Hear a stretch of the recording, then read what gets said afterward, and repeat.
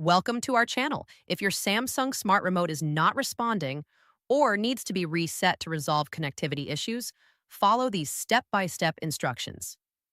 Step 1. Ensure your Samsung Smart TV is turned on and ready to receive remote signals. Step 2. Remove the batteries from the back of your Samsung Smart Remote by opening the battery compartment cover. Step 3. Wait for at least 30 seconds with the batteries removed. This allows the remote to completely discharge any residual power. Step 4.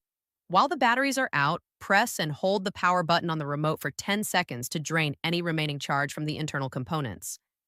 Step 5. Reinsert the batteries into the remote, making sure they are properly aligned with the correct polarity markings. Step 6.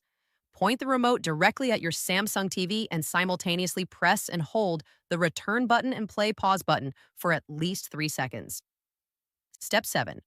Watch your TV screen for a pairing message or notification, indicating that the remote is reconnecting to the television. Step 8. Once the pairing process is complete, test the remote by pressing various buttons to confirm all functions are working properly. Your Samsung Smart Remote has been successfully reset.